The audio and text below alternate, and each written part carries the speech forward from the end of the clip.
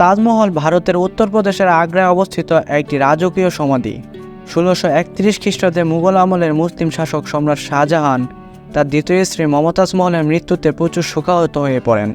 তার স্ত্রী মমতাজ কন্যা সন্তান গৌহর বেগমের জন্ম দিতে গিয়ে মৃত্যুবরণ করেন।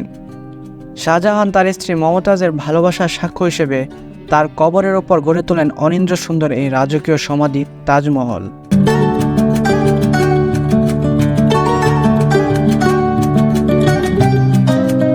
তাজমহলের নির্মাণ কাজ শুরু হয়েছিল ১৬৩২ খ্রিস্টাব্দে এবং তাজমহলের নির্মাণ কাজ শেষ হয়েছিল ১৬৫৩ খ্রিস্টাব্দে। তাজমহলকে মুঘল স্থাপত্যশৈলীর একটি আকর্ষণীয় নিদর্শন মনে করা হয়। এটি পৃথিবীর সপ্তাশ্চর্যের একটি, যার মধ্যে পারস্য, তুরস্ক, ভারতীয় এবং ইসলামী স্থাপত্যশিল্পের সম্মিলন ঘটিয়ে এক অনন্য স্থাপত্যিক কাঠামো দেওয়া হয়েছে। ১৯৮৩ সালে তাজমহলকে ইউনেস্কো বিশ্ব ঐতিহ্যবাহী স্থান হিসেবে মর্যাদা দিয়েছে।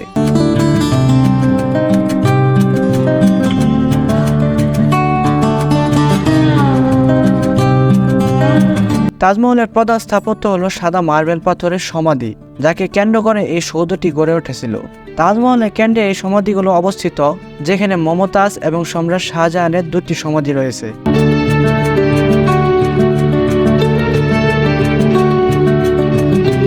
তাজমহলের প্রবেশের জন্য রয়েছে লাল বেলেপাথরের দৃষ্টিনন্দন একটি প্রধান ফটক।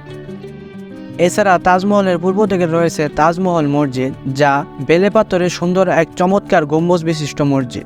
সমাধির উপর মার্বেল পাথরের গম্বুজই সমাধির সবচেয়ে আকর্ষণীয় বৈশিষ্ট্য, যার উচ্চতা প্রায় ৩৫ মিটার। তাজমহলের চার কোণে রয়েছে ৪০ মিটার উঁচু ৪টি মিনার। এই মিনারগুলো তাজমহলের সৌন্দর্যকে বহুগুণে বাড়িয়ে দিয়েছে।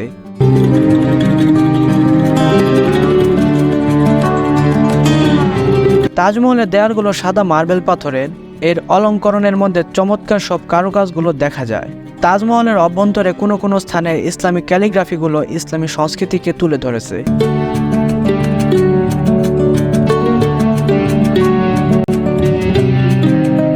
তাজমহলের সামনে চাহারবাগ বা বাগান এবং চাহারবাগের মাঝখানে মাজার অংশের দরজা বরাবর উত্তর দক্ষিণে মার্বেল পাথরের পানির চৌবাচ্চা যেমন তাজমহলের অনিন্দ্য সুন্দর স্থাপত্যিক কাঠামো প্রতিফলিত হয়, ঠিক তেমনি পৃথিবীর বিভিন্ন প্রান্তের পর্যটকদের মনেও তাজমহলের প্রতিচ্ছবি প্রতিফলিত হয়।